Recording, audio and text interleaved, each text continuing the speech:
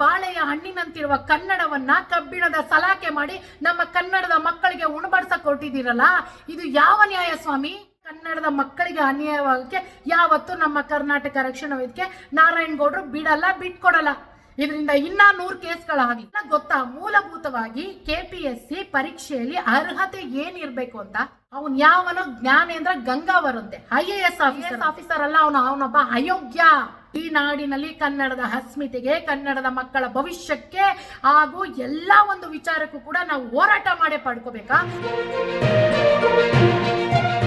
ಸ್ನೇಹಿತರೆ ನಮಸ್ಕಾರ. KPSC ನಡೆಸಿರುವಂತಹ ಈ ವರ್ಷದ KAS ಪರೀಕ್ಷೆಯಲ್ಲಿ ಕನ್ನಡದ ಮಕ್ಕಳಿಗೆ ದೊಡ್ಡ ಮೋಸ ಆಗಿದೆ ಹಾಗೂ ಕನ್ನಡದ ಮಕ್ಕಳ ಭವಿಷ್ಯಕ್ಕೆ ಕೊಳ್ಳಿ ಇಡುವಂತಹ ಕೆಲಸ ಆಗಿದೆ ಅಂತ ಹೇಳಿದ್ರೆ ನಿಜಕ್ಕೂ ತಪ್ಪಾಗ್ಲಾರದು. ಪರೀಕ್ಷಾ ಪತ್ರಿಕೆಯನ್ನು ಇಂಗ್ಲಿಷ್ನಿಂದ ಕನ್ನಡಕ್ಕೆ ತರ್ಜುಮೆ ಮಾಡುವ ನೆಪದಲ್ಲಿ ಸಾಕಷ್ಟು ಮೋಸ, ಹುನ್ನಾರ ಹಾಗೂ ಕನ್ನಡದ ಮಕ್ಕಳಿಗೆ ಅನ್ಯಾಯವಾಗಿದೆ ಅಂತಾನೆ ಹೇಳ್ಬೋದು. ಇದು ಕನ್ನಡದ ಭಾಷೆಗೆ ಆಗಿರುವಂತಹ ಅವಮಾನ, ಕನ್ನಡಿಗರಿಗೆ ಆಗಿರುವಂತಹ ಅನ್ಯಾಯ. ಇಂಗ್ಲಿಷ್ನಿಂದ ಕನ್ನಡಕ್ಕೆ ತರ್ಜುಮೆ ಮಾಡುವ ನೆಪದಲ್ಲಿ ಒಂದು ದೊಡ್ಡ ಹುನ್ನಾರ, ಅನ್ಯಾಯವೇ ನಡೆದಿದೆ ಅಂತಾನೆ ಹೇಳ್ಬೋದು.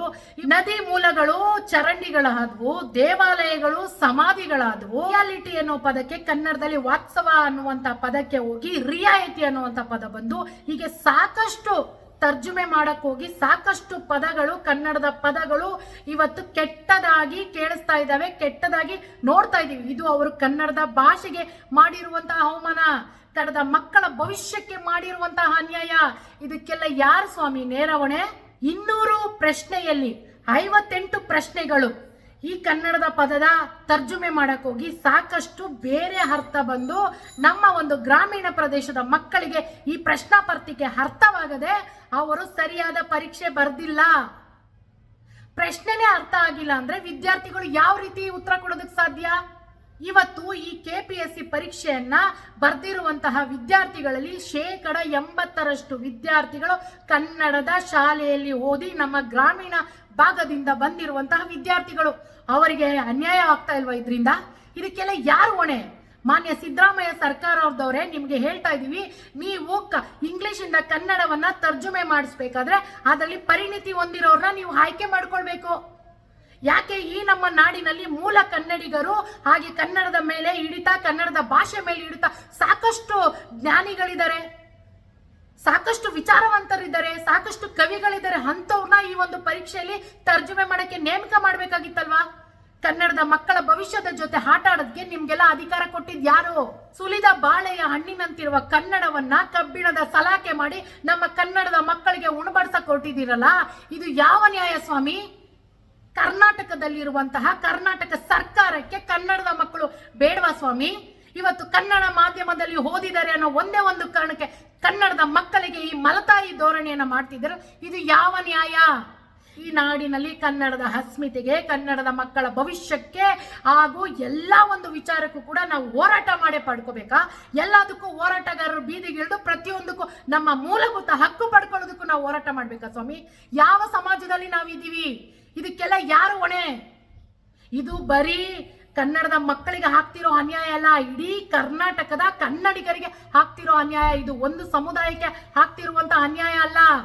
ಇವತ್ತು ಸಾಕಷ್ಟು ಕನಸು ಕಟ್ಟಿ ಹಗಲು ರಾತ್ರಿ ಓದಿ ನಮ್ಮ ಗ್ರಾಮೀಣ ಭಾಗದ ಮಕ್ಕಳು ಒಂದು ಸರ್ಕಾರಿ ಉದ್ಯೋಗವನ್ನ ಪಡಿಬೇಕು, ನಮ್ಮ ಒಂದು ಕುಟುಂಬವನ್ನ ಚೆನ್ನಾಗಿ ನೋಡ್ಕೋಬೇಕು ಅಂತ ತಂದೆ ತಾಯಿಗಳು ಎಷ್ಟೆಲ್ಲ ಕನಸಿಟ್ಟು ಮಕ್ಕಳನ್ನ ಓದಿಸಿರ್ತಾರೆ.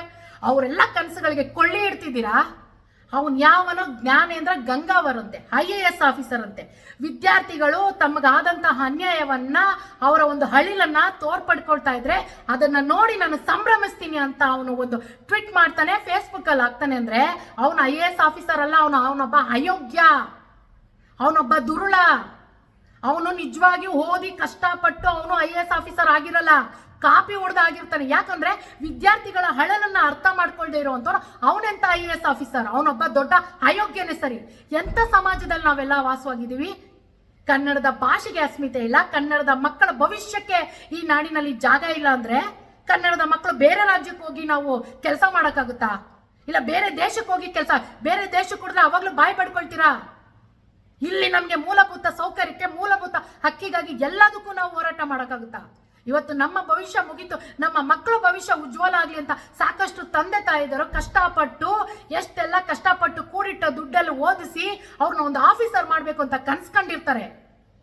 ನಾನು ಮಾನ್ಯ ಸಿದ್ದರಾಮಯ್ಯನವರೇ, ನೀವು ಕನ್ನಡದ ಮಕ್ಕಳಿಗೆ ಇದೇ ತೀರ ಅನ್ಯಾಯ ಮಾಡ್ತಾ ಇದ್ರೆ ನಿಜಕ್ಕೂ ಮುಂದಿನ ದಿನಗಳಲ್ಲಿ ಉಗ್ರ ಸ್ವರೂಪಕ್ಕೆ ಇದು ತಾಳುತ್ತೆ. ಅಂದ್ರೆ ಇವತ್ತು ಕರ್ನಾಟಕದಲ್ಲಿ ಕನ್ನಡಿಗರು ಆಯ್ಕೆ ಮಾಡಿರುವಂತ ಸರ್ಕಾರ ನಿಮ್ದು. ನಿಮ್ಮ ಮೇಲೆ ಸಾಕಷ್ಟು ನಂಬಿಕೆ ಇಟ್ಟು ಸರ್ಕಾರನ ಆಯ್ಕೆ ಮಾಡಿದ್ದಾರೆ. ಕನ್ನಡದ ಮಕ್ಕಳ ಭವಿಷ್ಯಕ್ಕೆ ಕೊಳ್ಳಿ ಇಡಬೇಡಿ. ಎಲ್ಲ ಗೊತ್ತಾ ಮೂಲಭೂತವಾಗಿ KPSC ಪರೀಕ್ಷೆಯಲ್ಲಿ ಅರ್ಹತೆ ಏನಿರ್ಬೇಕು ಅಂತ? ಬನ್ನಿ ನಾನು ಇವಾಗ ಹೇಳ್ತೀನಿ ನೋಡಿ. ಮೊದಲನೇದಾಗಿ KPSC ಪರೀಕ್ಷೆಯ ಅರ್ಹತೆ, ಅವನು ಮೊದಲು ಭಾರತೀಯನಾಗಿರ್ಬೇಕು. ತದನಂತರ ಕನ್ನಡ ಭಾಷೆ ನಿರ್ಗಳವಾಗಿ ಅವನಿಗೆ ಬರಬೇಕು. ಬೇರೆ ರಾಜ್ಯದವರಾಗಿದ್ದರೂ ಕೂಡ ಅವರಿಗೆ ಕನ್ನಡ ಓದಲು ಬರೆಯಲು ಮಾತನಾಡಲು ಸ್ಪಷ್ಟವಾಗಿ ಬರಬೇಕು. ಈ ಮುಖ್ಯವಾದ ಅರ್ಹತೆ ನೀವೇ ಕೊಟ್ಟಿದ್ದೀರಾ. ಸರ್ಕಾರದವರೇ ಈ ಮುಖ್ಯವಾದ ಅರ್ಹತೆ ಇರಬೇಕು ಅಂತೇಳಿ ಈ ಮೂಲಭೂತ ಅರ್ಹತೆಗೆ ನೀವು ಬೆಂಕಿ ಹಚ್ಚೋ ಕೆಲಸಕ್ಕೆ ಮುಂದಾಗಿದ್ದೀರಲ್ಲ, ಇದಕ್ಕೆ ಮಾನ್ಯ ಸರ್ಕಾರನೇ ಜವಾಬ್ದಾರಿ. ಯಾಕಂದ್ರೆ ನಮ್ಗೆ ಅಲ್ಲಿ ಯಾರ ಅಧಿಕಾರಿಗಳು ಏನು ಆ ಪ್ರಶ್ನೆ ಪತ್ರಿಕೆಯನ್ನ ಯಾರು ತಯಾರಿಸಿದಾರೆ ಒಂದು ಸಹ ಸರಿಯಾದ ಮಾಹಿತಿ ನಮ್ಗೆ ಲಭಿಸ್ತಿಲ್ಲ. ನಮ್ಮ ಹತ್ತೊಕ್ಕಾಯ ಇಷ್ಟೇ ಸ್ವಾಮಿ, ಮರು ಪರೀಕ್ಷೆ ಆಗ್ಲೇಬೇಕು. ವಿದ್ಯಾರ್ಥಿಗಳ ಭವಿಷ್ಯದಲ್ಲಿ ಆಟ ಆಡಬೇಡಿ. ಮತ್ತು ಕರ್ನಾಟಕ ರಕ್ಷಣಾ ವೇದಿಕೆ ನಾರಾಯಣಗೌಡರು ಪ್ರತಿಯೊಂದು ಬಾರಿ ಕನ್ನಡಿಗರಿಗೋಸ್ಕರ, ಕನ್ನಡದ ಮಕ್ಕಳಿಗೋಸ್ಕರ ಹಲವಾರು ವರ್ಷಗಳಿಂದ ಹೋರಾಟ ಮಾಡ್ಕೊಂಡು ಬರ್ತಾನೆ ಇದ್ದಾರೆ. ಇವತ್ತು ಕನ್ನಡದ ಮಕ್ಕಳಿಗೆ ಅನ್ಯಾಯ ಆಗಿದೆ ಅಂತ ಗೊತ್ತಾಗಿದ ತಕ್ಷಣ ಅವರು ಇಡೀ ಕರವೇ ಕುಟುಂಬಕ್ಕೆ ಕರೆಯನ್ನ ನೀಡಿ ಎಲ್ಲಾ ವಿದ್ಯಾರ್ಥಿಗಳನ್ನು ಒಳಗೊಂಡಂತೆ ಇವತ್ತು ಫ್ರೀಡಂ ಪಾರ್ಕ್ ಅಲ್ಲಿ ಒಂದು ದೊಡ್ಡ ಮಟ್ಟದ ಪ್ರತಿಭಟನೆಯನ್ನ ಮಾಡ್ತಾ ಇದ್ದಾರೆ. ಇದು ಬರೀ ಒಂದು ಶಾಂತಿಯುತವಾದ ಪ್ರತಿಭಟನೆ. ಸರ್ಕಾರ ಎಚ್ಚೆತ್ಕೊಂಡಿಲ್ಲ ಅಂದ್ರೆ, ಮರು ಪರೀಕ್ಷೆ ಆಗಿಲ್ಲ ಅಂದ್ರೆ ಮುಂದಿನ ದಿನಗಳಲ್ಲಿ ಕರ್ನಾಟಕ ರಕ್ಷಣಾ ವೇದಿಕೆಯಿಂದ ಉಗ್ರವಾದ ಹೋರಾಟಕ್ಕೆ ನಾರಾಯಣಗೌಡರ ತಂಡ ಸಿದ್ಧವಾಗುತ್ತೆ. ಯಾಕಂದ್ರೆ ಕನ್ನಡದ ಮಕ್ಕಳಿಗೆ ಅನ್ಯಾಯವಾಗಕ್ಕೆ ಯಾವತ್ತು ನಮ್ಮ ಕರ್ನಾಟಕ ರಕ್ಷಣಾ ವೇದಿಕೆ ನಾರಾಯಣಗೌಡರು ಬಿಡಲ್ಲ, ಬಿಟ್ಕೊಡಲ್ಲ. ಇದರಿಂದ ಇನ್ನ 100 ಕೇಸ್ಗಳಾಗಲಿ.